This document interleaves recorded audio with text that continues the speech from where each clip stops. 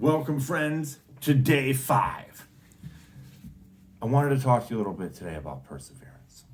I really appreciate how much you have stuck with me over the past couple of days and listened to my semi-coherent rambling about the musings of how to accomplish things that seemed unaccomplishable. There's a couple of keys. You have to be able to dream. You have to be able to visualize what you want. It doesn't matter how realistic it seems. It doesn't matter whether you're scared. It just matters that you have desire, that you have passion, that you feel deep down that that's the thing you wanted to do. That is the first key. You've learned about the effects of negative criticism, about what it was like, what things about the world got to us that made us believe we couldn't, what things are happening now, the things we're afraid of, the things that make us feel there's no way, I can't, it's too scary, it's too risky. These are all critically important to understand. What's going on in our own heads? Why we feel like we can or cannot do something. And believe me, half the reason I'm making this course is so I can learn my own material. This was a big step for me. It was a big leap. And, it took people believing in me seeing the effect I had on others, and eventually realizing that having a normal job just never made me feel fulfilled and happy. I like getting a chance to talk to people. I feel inspired to help other people believe what they can do. And it's like easier for me to see it in you than it is to see in myself. So consider what we're doing together. You're helping me as much as I'm helping you. You're giving me the opportunity to see the results of what I believe I can do. So visualization. Understanding why we develop those mental habits that think we couldn't do it in the first place. And the expectations of our outcomes. What was it that caused those beliefs to get us to where we are now? From a deep-seated belief built in such a way as to cause our expectations to be negative or positive. Those expectations directly leading to our attitudes, and from our attitudes to the way we interact with the world, how we create things, how we go about things, the circumstances that we have. It's just a reminder example. If you went for a job interview and you seriously needed the money, like you were broke, and you went to interview after interview after interview, and every time you got shot down, on that, say, 5th day of interviews, how are you going to come in there? Are you going to be peppy and excited? Or are you going to be downtrodden and, I really need a job? And how likely are you to get that job then? But what if someone at home called you and said, congratulations, you just won $1 million. You're rich. You're never going to have to work again. And you thought to yourself, I don't even need this job anymore. But you know what? I'm going to follow it through. I enjoy working. You'd go in that job interview like, hey, how you doing? I don't even need this job. But no, I'm going to work hard. I'm great at it. You're going to love me. I'm the best you're going to get. The chances of you getting hired go up astronomically because you're not putting that pressure on yourself that you have to. You're doing it because you want to. And that's such a difference in attitudes, right? You believe you can do it. You understand what was holding you back. Fear of success, fear of failure. You end up having a strong attitude, and your attitude turns directly into those behaviors. The 4th step was boldness. To accept failure. To get to enjoy failure. To realize you're the umpire in your own baseball game of life. I don't know why I use so many sports references like I don't even watch sports.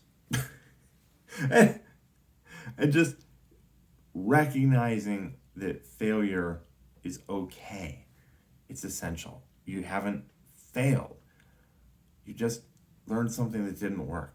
And if you can keep that in your mind and get to the point where you start almost enjoying it and embracing it, you have completely come to comprehend what we're talking about, right? You believe it, you go into it, you accept failure. You know, it's funny. You might be thinking, Alex, what? After all these days, I don't necessarily get it. So the final step then is perseverance. You have to keep going. You just got to get up again and get up again and get up again and keep doing it. I want you to visualize what you want. I want you to write it down. There's a few other steps here. I want you to consider who you might need to know, what new skills you might need to develop. I want you to think about how it would look when it's completed. In perfect detail. The more detailed you can hold it in your mind, the more you'll be able to build it. I want you to pay attention to those moments of sudden inspiration. When you wake up at 4 o'clock in the morning with an idea and go, I want you to act on it immediately. Don't wait, not even a day. Just do it.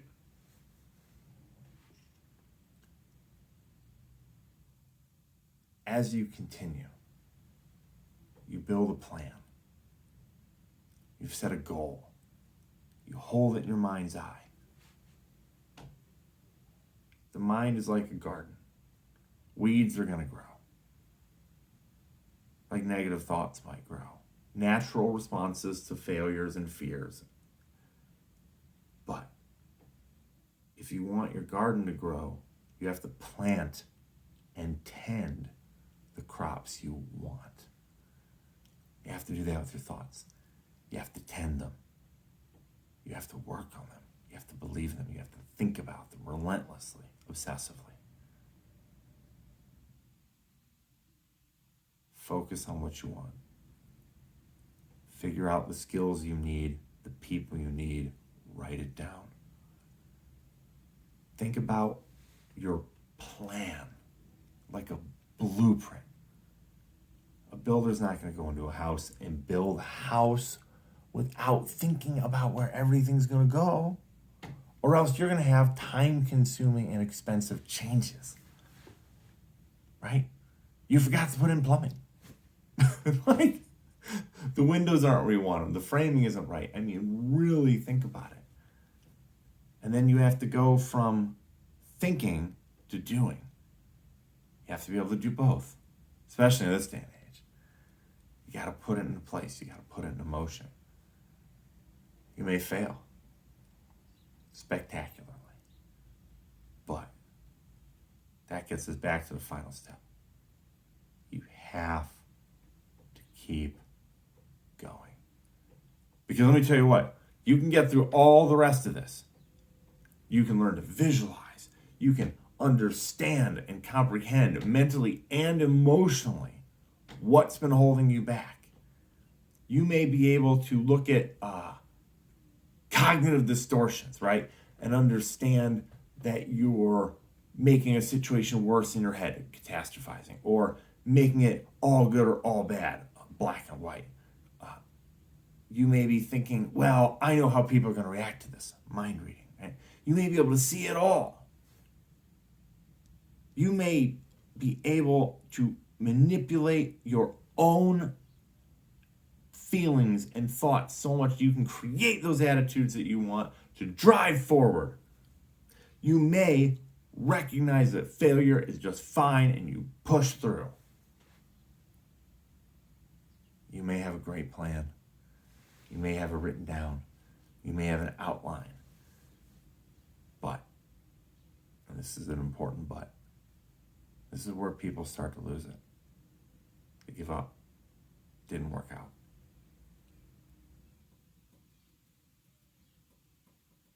It got hard. The road got tedious. It got long. And they thought to themselves, maybe I can't do it. Maybe something in life, it just isn't going to happen. Don't give up. Don't give up. I believe in you. People will believe in you. The more you believe in you. Don't give up. Just go do what has to be done over and over and over again. And that's all I got. I wish you great luck, my friends. We'll see you soon.